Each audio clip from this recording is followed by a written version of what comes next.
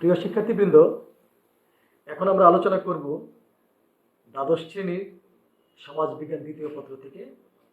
এখন আলোচনা করব ষষ্ঠ অধ্যায়। এই অধ্যায়ে আছে বাংলাদেশের গ্রামীণ এবং শহুরে সমাজ। যেহেতু দুটি পার্ট আছে সেখানে, এই দুটি পার্টে আমরা দুটি ক্লাস করব। প্রথম পার্টটি হচ্ছে গ্রামীণ সমাজ বা rural society, rural society of Bangladesh. এই প্রেক্ষাপটে বাংলাদেশের রুরাল সোসাইটি নিয়ে কথা বলবো। পরে আরেকটি ক্লাস আমরা করব আরবান বা নগর সমাজকে নিয়ে।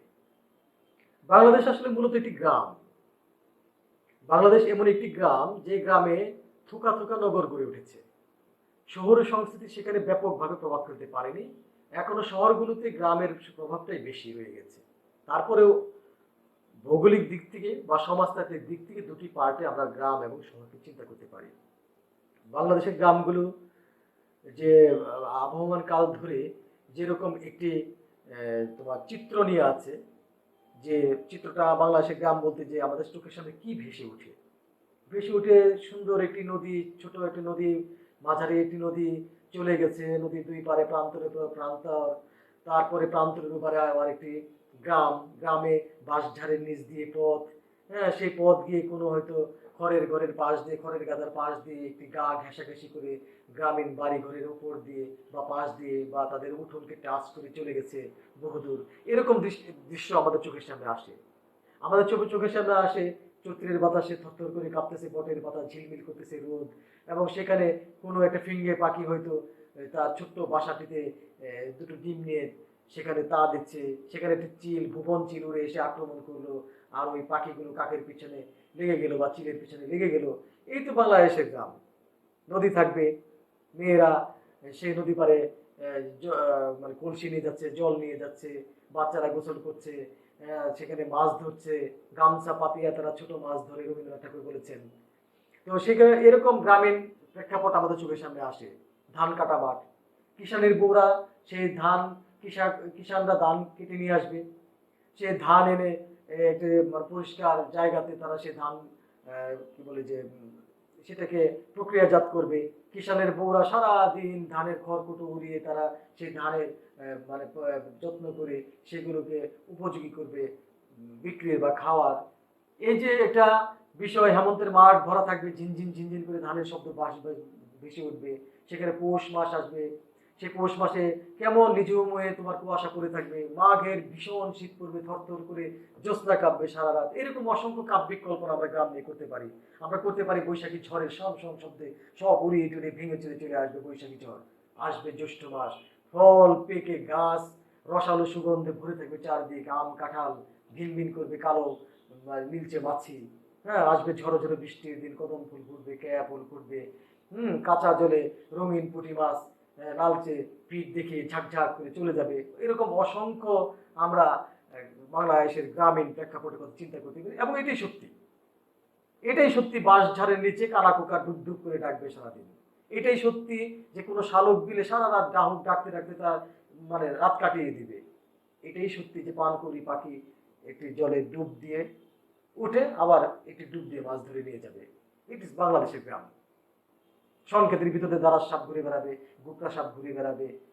সেখানে গ্রামের মানুষদের জীবনযাত্রা, তার ভিতর দিয়ে কৃষিজ জীবনযাত্রা, যেটা গ্রামীণ ফ্লেভার, যেটা সেখানে চলতে থাকবে। বাংলাদেশের গ্রামকে আমরা এইভাবেই চিন্তা করি। ছোট নদীর পাড়ে ঘর থাকবে, চিন্তা করি। বালুচরে তোমার চকাচকি ঘুরে বেড়াবে, সেটা চিন্তা করি। সরিষা খেতে মাঠ ভরা থাকবে, সেটা চিন্তা করি। এই যে চারপাশে যে একটি কাব্যিক আবহ তৈরি হয়েছে বাংলাদেশের গ্রামগুলো নিয়ে, এটা কিন্তু তৈরি করে দিয়েছে বাংলাদেশের প্রকৃতি। মাত্র 6টি ঋতু, কি অদ্ভুত সুন্দর দেশ আমাদের, চিন্তা করতে পারো। মাত্র 60 দিন পরে পরে ঋতু পরিবর্তন হয়, মাত্র 60 দিন, এর মধ্যে তোমার ঋতু পরিবর্তন হয়ে যাচ্ছে। কি অদ্ভুত বিষয়। সেখানে শস্য পরিবর্তন হচ্ছে, মানুষের জীবন আচরণ পরিবর্তন হচ্ছে, মানুষের পোশাক পরিচ্ছদ, খাদ্য অভ্যাস এবং চলাচল সে পরিবর্তন হচ্ছে। তুমি হেমন্তে যে কৃষক করি বা ধান খেতে ধান কাটানে ব্যস্ত, 1 মাস পরে সে নিঝুম শীতে কাঁথার নিচে থরথর করে কাঁপতেছে। মাত্র 60 দিনের ব্যাপার। সে আবার দক্ষিণ হাওয়ায় ফুরফুর করে ভাসতেছে, তাই সে আবার মানে ঝড়ঝঞ্ঝার মধ্যে বুক পেতে দাঁড়াচ্ছে। মাটি ফাটা মাঠের ভিতরে সে গুরু ধানে চারা পড়ার জন্য পানি ঢালছে। অদ্ভুত একটি দেশ আমাদের। তো এরকম কাব্যিক কথা বহু বলা যাবে, প্রচুর সুন্দর করে বলা যাবে। তবে এটাই বাংলাদেশ, সত্যি কথা বাংলাদেশের গ্রাম এটাই। তো বাংলাদেশের গ্রামগুলো মূলত জনসংখ্যার এখানে কি বলে যে জনসংখ্যার বৃদ্ধি এখানে বেশি, কিন্তু জনসংখ্যার ঘনত্ব কিন্তু কম শহরের চেয়ে। এখানে জনসংখ্যা বৃদ্ধির হারটা বেশি, কারণ এখানে শিক্ষার অভাব আছে, সেখানে স্বাস্থ্য সচেতনতার অভাব আছে, সেখানে জীবন বোধের অভাব আছে। আছে বাংলাদেশের গ্রামে এটা কৃষিভিত্তিক পেশাভিত্তিক, বুঝতে পারলাম এখানে গম ধান রবি শস্য সবই হয় এবং মানুষ এইসব করে থাকে। সেই সঙ্গে গবাদি পশু পালন, হাঁস মুরগি পালন, মৎস্য খামার গড়ে তোলা, হ্যাঁ, হর্টিকালচার, বৃক্ষ বা বাগান সাজিয়ে বসা, এরকম ভাবে বাংলাদেশের জীবন এগিয়ে যাচ্ছে গ্রামের ভিতর দিয়ে। তো সেই গ্রামগুলো কিন্তু এখানে কিন্তু স্থিতিশীলতা বেশি, এখানে কিন্তু গতিশীলতা কম। গ্রামগুলি কেমন স্থির হয়ে আছে, একরকমই আছে, সেই আদিকাল থেকে একই ধরনের প্রবাহ রয়ে গেছে। যদিও এখানে প্রযুক্তিগত অনেক উন্নতি ঘটেছে, কৃষিক্ষেত্রে উন্নয়ন আসছে, সেখানে কলের লাঙ্গল এসেছে, হালের লাঙ্গল এখন অব্যাহতি নিয়েছে সময়ের প্রেক্ষাপটে, বাস্তবতার কারণে। সেখানে ধান কাটার মেশিন এসেছে, ধান ভাঙানো মেশিন এসেছে। আগে গ্রামের মেয়েরা ধান বানতো, ধান সিদ্ধ করতো সারা রাত ভরে মাঠে, মানে কৃষকরা সারি গান গেয়ে ফসল রোপণ করতো, ফসল কাটতো, সেগুলো চেঞ্জ হয়ে গেছে এখন। তারপরেও কিন্তু সেই ফ্লেভারটা, সেই গ্রামীণ যে একটি কি বলে যে আবর্তন, সেটা কিন্তু রয়েই গেছে। একটা ভেতরে একটা গভীর মানে চক্র সেখানে মানে ঘুরছেই ঘুরছে, বাইরে যত আবরণের বিষয় ঘটুক। সেই পিদিম জ্বালা সন্ধ্যাবেলা, সেই সান বাঁধানো ঘাট, সেগুলো কিন্তু আছে এখনো। তবে ইলেকট্রিক বাতিও প্রবেশ করেছে, হ্যাঁ, তেপান্তরের সৌন্দর্য নষ্ট করেছে বড় বড় ইলেকট্রিক খুঁটি, সেটাও সত্য। কিন্তু তার ফাঁক দিয়ে নীল আকাশ যে নেমে আছে দিগন্তে, সেটাও সত্য। তো আমাদের বাংলাদেশের গ্রামগুলো, এখানে পরিবারের ধরনগুলো হচ্ছে যৌথ পরিবারের সংখ্যা এখনো বেশি।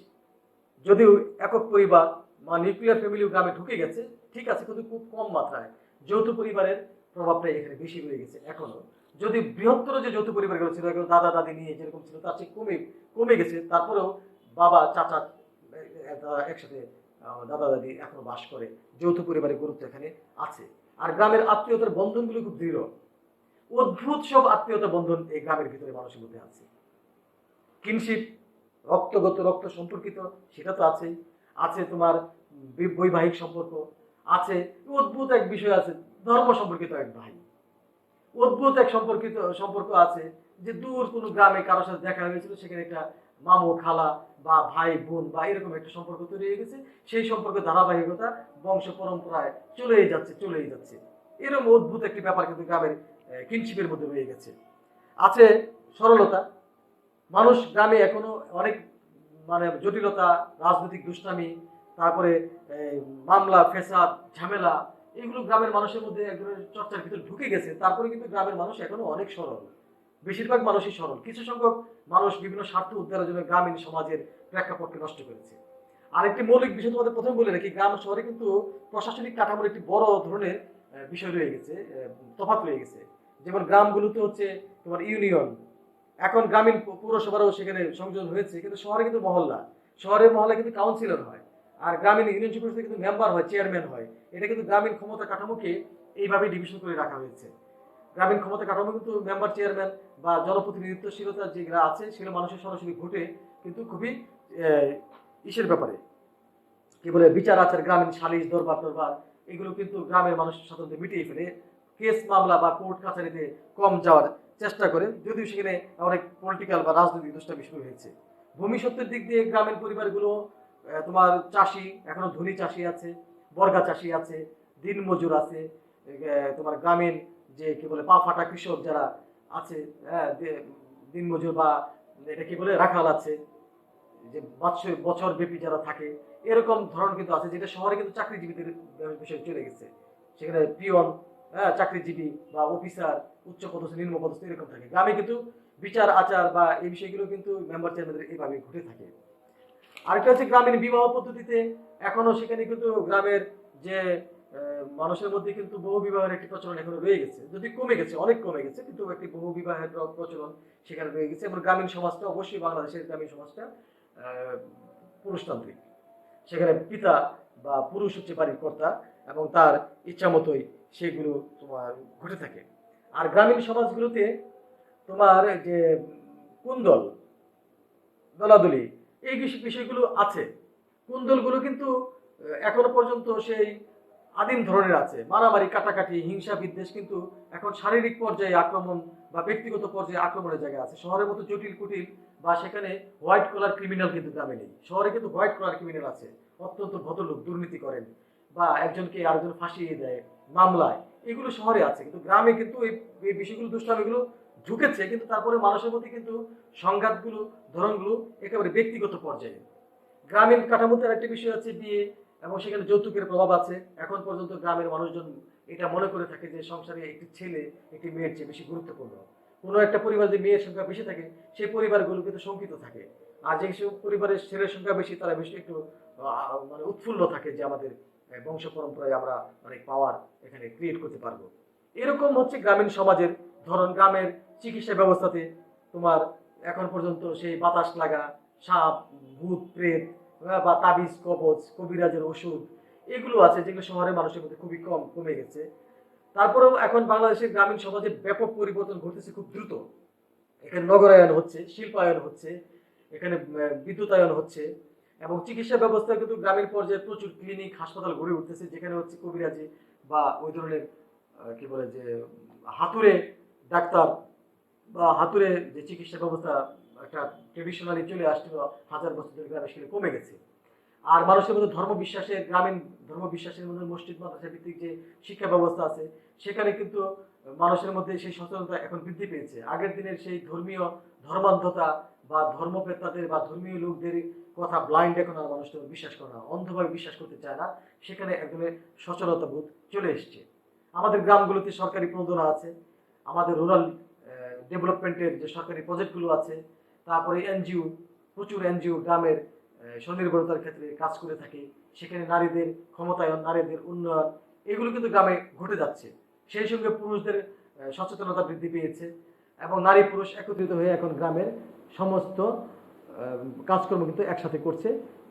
মূলত বাংলাদেশের গ্রামীণ সমাজ দ্রুত পরিবর্তিত হচ্ছে, এবং আগামী দিন সেটা হয়তো এক ধরনের নগর সমাজে পরিণত হবে বলেই আমরা মনে করছি।